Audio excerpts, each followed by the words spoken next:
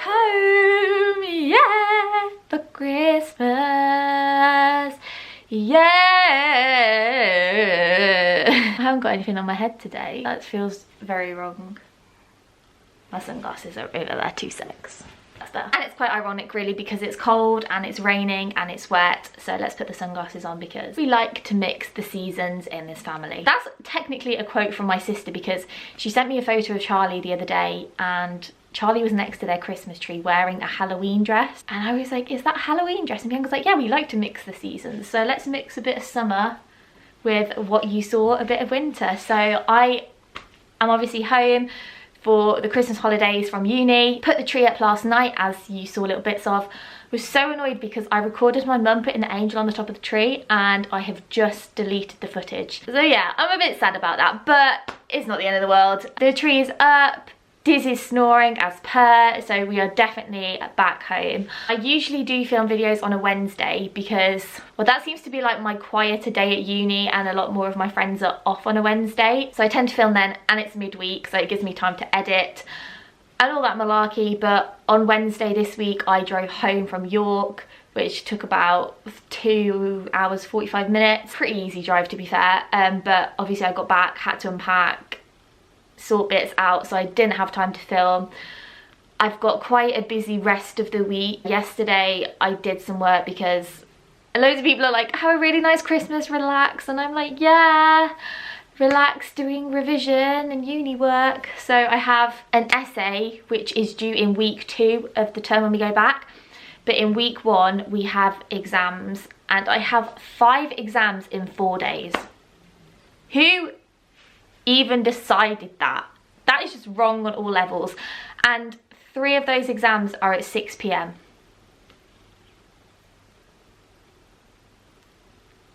I have no words. I have no words. So my holidays are going to be spent trying to whack out the essay.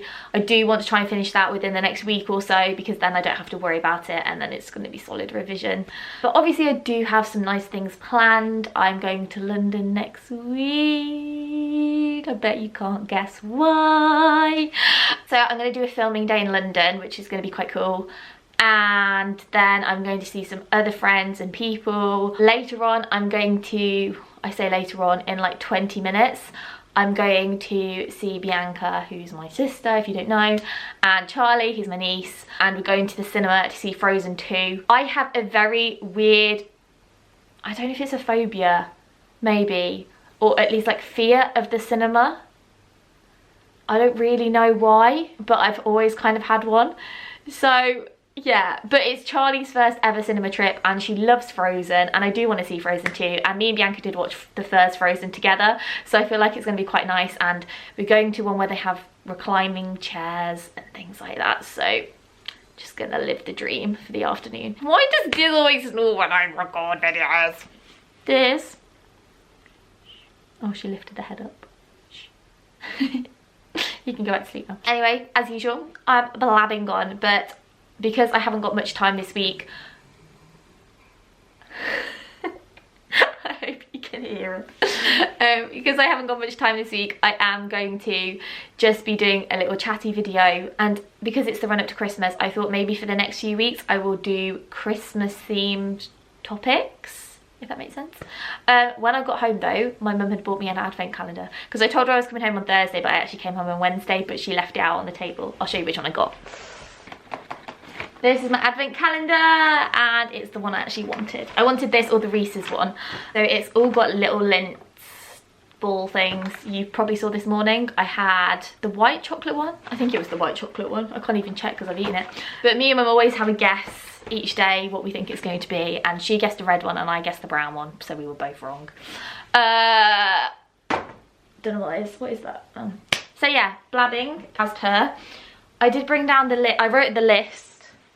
I wrote the list. Things that people had said they struggle with over Christmas. A lot of repetitiveness as always, which is fine because a lot of people do struggle with the same things. So today I'm going to talk a little bit about, what am I going to talk about? That's a good question. I don't know. Okay, people said a change in routine is quite anxiety provoking. Get that. Everybody is a creature of habit. I am, my mum is. I think it's fair to say we all have things that we kind of like to keep the same. Even things such as sitting in a certain place on the sofa. And if you think about it, everybody has a specific spot. And even at the table at uni, we have our little seats we like to sit in, and then if someone's in it, you're like, you're in my seat, get out. So we are creatures of habit, and I know that routine and structure is quite important in recovery and for people who suffer from eating disorders, because you then know what to expect, when to expect it, and nothing is kind of sprung on you, which can then obviously stir up more anxiety and pressure. So Christmas Day is a bit of an awkward day because eating times may not be the same. If you're eating at home and it's say just you and the people you live with, maybe you can kind of come to some arrangement that you do try and stick to what your normal meal plan is. But if not, just work out a new one. It is one day, and one day will not make any difference at all. So if you are not able to stick to your normal routine, sit down with someone you trust, your mum, dad, sister, brother, aunt, uncle, whoever, and work out maybe a couple of days before, a week before, however long you feel that you need to kind of prepare, so you can kind of mentally prepare yourself for it, and come up with a plan that will work around Christmas Day and your needs and meal plans. So my first Christmas, well, the first Christmas I wasn't really diagnosed and nobody really knew, but the second Christmas I was struggling. I was in hospital. I did have leave, but I was going out for a Christmas meal, and my dietitian and me went through kind of roughly what I would be having on a normal day and tried to keep the same amount but change it a little bit for Christmas Day so that I could join in and go with my family. And the same happened again the year after, and potentially the year after. No, just the year after. But it was things like, because when we went out we had a 3-course meal, which obviously in itself can be quite anxiety provoking, and I think it was about 1 o'clock. So I had a kind of bigger breakfast which kind of incorporated my snack as well, but quite early on in the morning. Then I had my 3-course meal, and then in the evening I had a bigger snack, if I completed everything. So I think the best thing to do is kind of look at what you're on at the moment and try and incorporate it into a Christmas Day meal plan. I think if your family are able to kind of change the day a little bit for you, that is really, really helpful. But pre-planning will definitely save a lot of stress on the day, because on Christmas Day nobody really wants to be full of stress. There's already a lot of stress around Christmas Day, not only for people with eating disorders and other mental health illnesses, but for parents and people who have to cook. I'm cooking this year. I cooked last year and the year before, but I'm cooking for 8 people, and it is stressful. Timings, the whole thing, it is a very stressful thing. So if you pre-plan, you kind of, I won't say eliminate, because you're never going to eliminate all of the stress behind it, especially if you have an eating disorder, but you will lessen the stress. I've always said, if people want me to kind of help or look into how they can adapt their meal plan for Christmas Day, I'm always here on the gram. DM me, I'll be there. Well, obviously I'll be there, it's my account, yeah. But it is one day, and one day won't make a huge difference at all. So just do what you can. That's all anybody can ask for. The next one came up quite a lot, and I really do resonate with this. And it's the kind of pressure and expectation to be happy on Christmas Day. I have felt this pressure before, and especially when you know yourself that Christmas is a very anxiety provoking, stressful, and that it can bring up loads of feelings of guilt, not just around food. You know, for presents, you might feel guilty for receiving presents, feel like you don't deserve them. You might feel that you don't deserve to enjoy your day. You might feel that you don't want to be there because you don't want to ruin it for your family. There are so many emotions, so many thoughts and feelings that come along with Christmas Day, and that, I guess it's kind of an untold expectation. Like, nobody will explicitly say you need to be happy on Christmas Day, but because it's the most wonderful time of the year, people kind of I don't know if expect is the right word, but there is that kind of pressure to be happy and smiley and having a great time the whole day, not worrying about anything. And in reality, that expectation is pretty much impossible. There is no such thing as a perfect day, a perfect person, a perfect time. There just isn't. So putting that added pressure onto yourself will only make you feel worse, because you're never going to achieve this perfection. That's kind of the same thing with eating disorders, you know, you want to be the perfect anorexic, whatever, but you're never going to get there, because whatever weight you get to, it's never low enough, it's never good enough. No matter how much you restrict, it's never good enough, it's never low enough. So it's kind of the same thing with Christmas Day. No day is perfect, and you can't put that expectation on you, because no matter how high you set the expectation, you will probably never meet it. So ultimately you are going to feel worse. So I think the best thing to do is just think you're going to accept the day as it comes. Take it as it comes. Last year, our Christmas did not go to plan. Thank you very much, Dad. No, it wasn't, well, I was gonna say it wasn't Dad's fault, but kind of partly was. No, I'm joking. Yeah, so last year we'd planned to have Christmas at my sister's new house. I was cooking, we were all going to go have dinner together, play a few games, and Christmas Eve I went on a walk with my mum in the afternoon, got a phone call from my dad that he'd had an accident and he had come off his push bike at the end of his road, and he acquired a triple break to his femur and was in hospital till I think it was New Year's Day, had to have an operation on Boxing Day. So obviously our Christmas Day that we had planned and were looking forward to didn't go to plan. Things happen, we can't change that. Obviously it was devastating. I was really upset because Christmas is my favourite time of year, and I kind of felt like this was the first, well, it was going to be like the first year where I could probably really enjoy it, because I felt a little bit less attached to my eating disorder. And then it didn't go to plan. I was blaming myself and all these feelings were arising, and I was like, but it's not my fault. It's nobody's fault really, like these things happen, but I can't change it now, so I've just got to make the most out of it. We went to see my dad on Christmas Day in hospital, which obviously isn't a place you really want to be on Christmas Day, but we made the most of it. And this year we are going to make the most of it, and I've said to everybody they are not allowed to leave the house on Christmas Eve because I don't want any more accidents. Okay, Dad, no bike ride for you, no going out at all. Dad, I know you watch this. But setting those pressures on yourself is going to make you feel worse. The only expectation that you should give yourself is that you're going to try your hardest, because that's all that anybody can ask for at the end of the day. And if you're struggling on Christmas Day, it doesn't mean you're a bad person, it doesn't mean you're a failure, it's just life.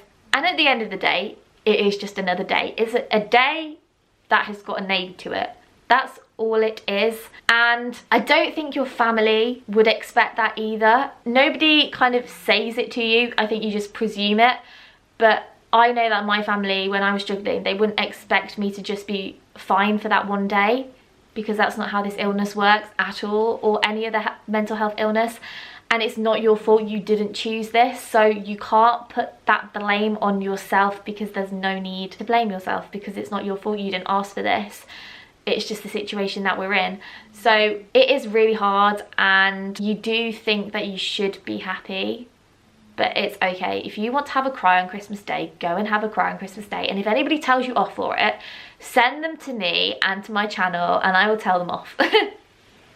No, but just, I think the expectation you need to set yourself is that you're going to do the best you can at that point on that day. And that's all you can ask for. Christmas time is also filled with a lot of people and family, and some people have said that they do struggle with the socializing aspect of Christmas Day. And especially sometimes when you're feeling unwell yourself, socializing is the last thing you want to do. And I get that, and I think everybody gets like that. Sometimes you come home and you're like, I do not want any human contact for the next 6 hours, and that's fine. That's fine. I like my own company anyway. Personally, I do like to have my time alone, but I don't actually struggle with socialising with people if I have to. But I know that a lot of people with anxiety disorders and things like that, it can really stir up a lot of anxiety, and especially say the day before, a few hours before, you can get really worked up. And it's kind of with the expectation thing. I think if you don't want to socialise, you shouldn't feel like you have to. Even if you just sit in the same room and kind of just do your own little thing, or just beforehand let someone know that, you know, you're not really feeling up to it today, you don't really want to spend time with people, you don't really want to talk much, but you're happy to just sit there and do what you can. Even if you're there for a couple of minutes and then you leave for a bit, then you come back, whatever suits you, because at the end of the day, like I've said, it's just another day, and there's no point putting more pressure on yourself, because the more pressure you put on yourself, the more worked up you're going to get, the harder the day is going to seem, the harder things are going to seem. And then that's when urges will arise and compensation starts happening. And like I said in my other video, you don't want to be making things harder for yourself. So if your body or your head is telling you, you know, I need some time away from people, that's fine, go and do that. You have to think of you, because this is your life. If you're struggling, take some time away, just let someone know. And I think the more open and honest you are with people, the more they will understand, and the more they will kind of accept what you're saying and be like, sure, go for it. Whereas if you don't say anything and then suddenly you're like, I want to go, people are like, but why? You've been fine before. So it's about talking and communicating how you're feeling with people, and just do your best you can. That is my little rant, because the time is ticking on and I need to go. I hope that was kind of some help. I will also be covering over the next few weeks, let me get my list because I can't remember, the pressure to eat lots, the kind of whole aspect of Christmas being very food orientated, judgment from people, comments from family members, eating more than usual and then not compensating, and probably the whole let's go on a diet, my New Year's resolution is gonna go on a diet. Ugh, no. But those are the things that will be coming up in the next few weeks. I need to now go and walk Diz quickly before I leave. That's the story in Balamori for today anyway. And I was like, I've remembered everything from uni, yes, winning. And I've just come to put my camera on my tripod, and I've left the little adapter that my camera sits in and then sits on the tripod. So my camera is just balancing on the tripod.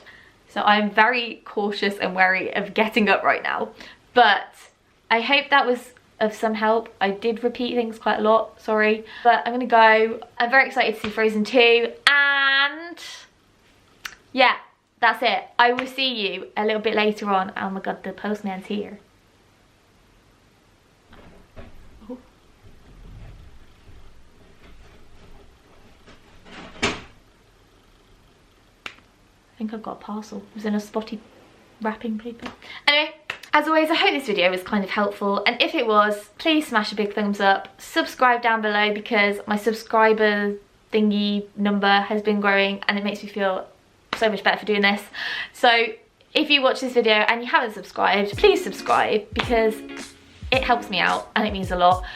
And I will see you next week for another video. But until then, I sounded really angry then. Until then.